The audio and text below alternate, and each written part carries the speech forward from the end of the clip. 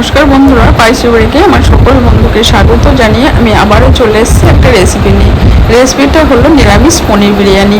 বন্ধুরা, বিরিয়ানি তো আপনারা অনেকেই খেয়েছেন, কিন্তু এইভাবে একবার নিরামিষ দিনে নিরামিষ পনির বিরিয়ানি করে দেখবেন, দারুণ লাগে খেতে। একবার হলেও করে দেখবেন। চলুন বন্ধুরা, দেখে নেওয়া যাক আজকে আমি কিভাবে নিরামিষ পনির বিরিয়ানিটা তৈরি করি আর কি কি উপকরণ দেবো সেটাও বলে দেবো। বন্ধুরা প্লিজ লাইক দিয়ে ভিডিওটি দেখবেন, আর যে বন্ধুরা এখনো পর্যন্ত চ্যানেলটাকে সাবস্ক্রাইব করেনি অবশ্যই সাবস্ক্রাইব করে পাশে থাকবেন, আর যে বন্ধুরা অলরেডি সাবস্ক্রাইব করে দিয়েছেন অসংখ্য ধন্যবাদ। চলুন তাহলে দেখে নেওয়া যাক। 500 চাল নিয়ে নিয়েছি। চালটা ধুয়ে আমি আধ ঘন্টা রেখে দিয়েছিলাম, ওদিকে হাঁড়িতে গরম জল বসিয়ে দিয়েছি। এই দেখুন ঝরঝরা হয়ে গেছে পুরো। আর আমি 400 পনির নিয়ে নিয়েছি, আলু সব কেটে নিয়েছি। এইবার আমি এই হাঁড়িতে জল গরম হয়ে গেছে, এলাচ, লবঙ্গ, দারচিনি, তেজপাতা, গোলমরিচ সব দিয়ে দিয়েছি।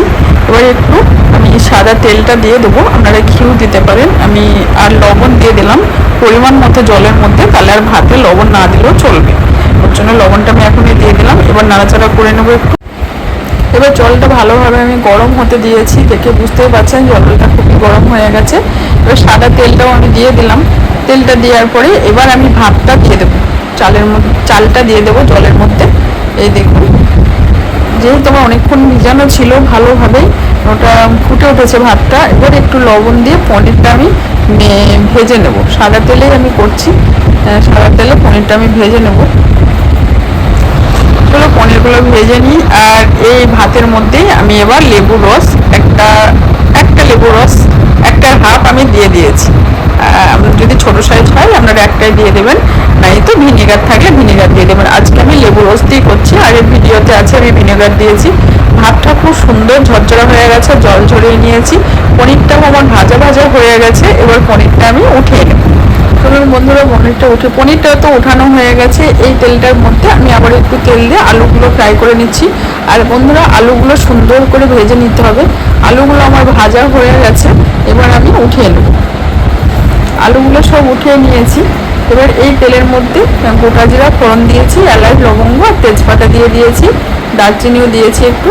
এবার ফোড়নটা একটু ভাজা ভাজা হবে। এই ফোড়নের মধ্যে আমি একটা টমেটো কেটে গ্রেট টমেটো আর আদা আর কাঁচা লঙ্কা আমি বেটে রেখেছিলাম, সেটা আমি দিয়ে দিলাম। এবার দেখে বুঝতেই পারছেন হয়ে গেছে, মশলাটা কষানো হয়ে গেছে। এবার লবণ, লাল লঙ্কার গুঁড়ো কালারের জন্য, আর ধনিয়ার গুঁড়ো, জিরার গুঁড়ো দিয়ে দিলাম। এই গুঁড়োগুলো আমার ঘরেই তৈরি করা, আপনারা দোকানে কিনে নিয়ে এসেও দিতে পারেন বা বেটেও দিতে পারেন। তাই এবার আবারও গ্যাসটা মিডিয়াম করে ভালো করে কষিয়ে নিলাম। এবার আলুগুলো দিয়ে আবারও 2 থেকে 3 মিনিট ভালো করে আমি কষিয়ে নেব। কষানো দেখে বুঝতে পারছেন খুব সুন্দরভাবে কষানো হয়ে গেছে। এবার আমি বিরিয়ানি মশলাটা দিয়ে দিলাম। বিরিয়ানি মশলাটা দিয়ে গ্যাসটা লোতে করে আমি একটু নাড়াচাড়া করে নেব। নাড়াচাড়া করে নিয়েছি। এবার আমি পনিরগুলো দিয়ে দেব। পনিরগুলো দিয়ে আবারও 4 থেকে 5 মিনিট ভালো করে গ্যাসটা মিডিয়াম ফ্লেমে সুন্দর করে আমি আলতোভাবে কষিয়ে নেব, বেশি নাড়াচাড়া করব না। এবার হালকা একটু জল দিলাম, যেহেতু বিরিয়ানি মশলা দিয়েছি, পনির দিয়েছি, একটু কষাতে হবে, ওর জন্য ভালো করে একটু সামান্য জল দিয়েছি, হাফ কাপ মতো। এবার টক দইটা দেওয়ার সময় আমি গ্যাসটা লোতে করে দিয়েছি। আপনাদের যদি ফ্রিজে থাকে টক দই, তাহলে আধা ঘন্টা আগে বার করে রাখবেন, না হলে কেটে যাওয়ার ভয় থাকবে। টক দইটা ভালো করে ফেটিয়ে নেবেন। গ্যাসটা লোতে করে আমি ঢাকা দিয়ে রেখে দিয়েছিলাম 2 থেকে 3 মিনিট। এই দেখুন খুব সুন্দর কষে গেছে। আর দইটা দেওয়ার পর গ্যাসটা একদম লোতে করে দেবেন। পনির ভালোভাবে কষে গেছে, আর পনির আমার কষানো হয়ে গেছে, রেডি হয়ে গেছে, বিরিয়ানির জন্য পুরো রেডি। এবার আমি এই কড়াইটা ভালো করে ধুয়ে পরিষ্কার করে নিয়েছি। কড়াইয়ের মধ্যে আমি বিরিয়ানিটা বানাবো, আর ঘি দিয়ে দিচ্ছি 2 চামচ। ঘি দিয়ে ভালো করে কড়াইটা আমি লাগিয়ে নেব সুন্দর করে। এবার আমি 2টো লেয়ার করে নেবো, একটা লেয়ার করে নিয়েছি। এবার উপরে পনিরগুলো আবার দিয়ে দেবো। চলো আমি লেয়ারগুলো করে নিই। 2টো লেয়ার হয়ে গেছে। এবার উপর দিয়ে আমি এবারও রাইসটা দিয়ে দেব। খুবই ঝরঝরা হয় এইভাবে, যদি আধ ঘন্টা আগে চালটা আপনি ভিজিয়ে রেখে দেবেন। এর আগের ভিডিওতে আমি হাঁড়ির মধ্যে তৈরি করা আছে, যে স্পাইসি ব্রেড, আপনি কুকিং চ্যানেল সার্চ করে দেখবেন, পেয়ে যাবেন। এবার কেওড়া জল দিয়ে দিচ্ছি 2 চামচ, আর মিঠা আতর, কেওড়া জল, বিরিয়ানি মশলা সবই দিয়ে দেবো উপর দিয়ে। গোলাপ জল দিয়ে দিচ্ছি।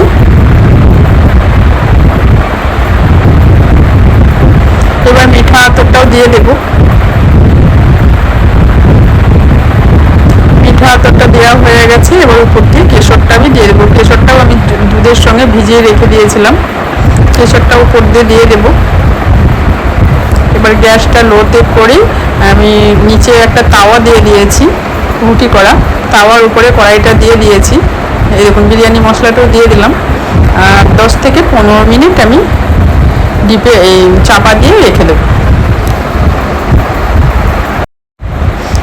এই দেখুন একবার দেখিয়ে দিলে আপনাদের রুটির তাওয়াটা একদম গ্যাসটা লোতে করে দিয়ে দিয়েছি। এবার দমে রেখে দেবো 15 মিনিট। 15 মিনিট পর আমি আসছি। দেখুন বন্ধুরা কত সুন্দর হয়েছে পনির বিরিয়ানি। এবার একটু ওলট পালট করে দিচ্ছি। বন্ধুরা দারুণ হয়েছে খেতে, আমি পরে ভয়েস দিচ্ছি, আর আপনারা একবার হলো ট্রাই করে দেখবেন। আর যদি এই পনির বিরিয়ানি রেসিপি নিরামিষ ভালো লেগে থাকে অবশ্যই লাইক করবেন, শেয়ার করবেন, কমেন্ট করবেন, আর পাশে থেকে যে বেল আইকনটি আছে অবশ্যই ক্লিক করে দেবে। তাহলে বন্ধুরা আজকের মতো এইটুকু, দেখা হবে আর নতুন নতুন রেসিপি নিয়ে। আজকের মতো